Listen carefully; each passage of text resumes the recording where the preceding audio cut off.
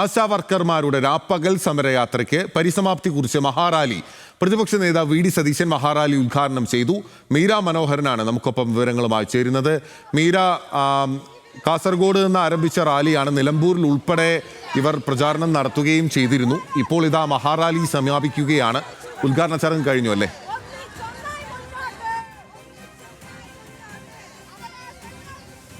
സെക്രട്ടേറിയറ്റിലേക്ക് നടന്നു നീങ്ങുന്ന ദൃശ്യങ്ങളാണ് നമ്മൾ കാണുന്നത്. ഈ സൂചിപ്പിച്ചതുപോലെ 45 ദിവസമായി കേരളത്തിലെ വിവിധ ജില്ലകളിലൂടെ സമരയാത്ര നടത്തി അത് ഇന്ന് ജൂൺ 18-ാം തീയതി ഇവിടെ സമാപിക്കുന്ന രീതിയിലാണ്. ഈ സമാപനത്തോട് അനുബന്ധിച്ച് തന്നെ മഹാറാലി സംഘടിപ്പിച്ചിട്ടുണ്ട്. നിരവധിയായ സംസ്ഥാനത്തുടനീളം വിവിധ ജില്ലകളിൽ നിന്നും നിരവധിയായ ആശമാരാണ് ഈ സമരത്തിൽ പങ്കെടുത്തുകൊണ്ടിരിക്കുന്നത്. ദൃശ്യങ്ങളിൽ കാണുന്നത് പോലെ തന്നെ വലിയൊരു കൂട്ടം ആശമാർ തന്നെ തലസ്ഥാന നഗരിയിൽ ഈ ജാഥയിലും ഈ പരിപാടിയിലും പങ്കെടുക്കാൻ എത്തിയിട്ടുണ്ട്.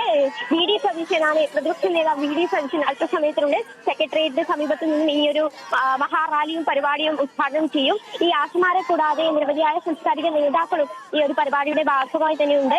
നേരത്തെ സൂചിപ്പിച്ചതുപോലെ തന്നെ 125 ദിവസമായി സെക്രട്ടേറിയറ്റിന് മുന്നിൽ തുടരുന്നതാണ് ഈ ആശാ സമരം. വിവിധങ്ങളായ ആവശ്യങ്ങൾ ഉന്നയിച്ചാണ് ഈ സമരം മുന്നോട്ട് പോയത്. നേരത്തെ സൂചിപ്പിച്ചതുപോലെ തന്നെ ഓണറേറിയത്തിന് ഏർപ്പെടുത്തിയ മാനദണ്ഡങ്ങൾ നീക്കുക, ഓണറേറിയം കുടിശ്ശിക തീർക്കുക, വിരമിക്കൽ പ്രായപരിധി 62ആയി മാറ്റുക തുടങ്ങി വിരമിക്കൽ ആനുകൂല്യം നൽകുക, ഓണറേറിയം വർദ്ധിപ്പിക്കുക തുടങ്ങിയ ആവശ്യങ്ങളാണ് സമരത്തിന് മുന്നിൽ ഇവർ ഉന്നയിച്ചിട്ടുണ്ടായത്. അതിൽ 3 ആവശ്യങ്ങൾ, അതായത് ഓണറേറിയത്തിന് ഏർപ്പെടുത്തിയിട്ടുള്ള മാനദണ്ഡങ്ങൾ ഇതിനകം സർക്കാർ നീക്കം ചെയ്തിട്ടുണ്ട്. കൂടാതെ ഓണറേറിയം കുടിശ്ശിക കൊടുത്തു തീർത്തിട്ടുണ്ട്.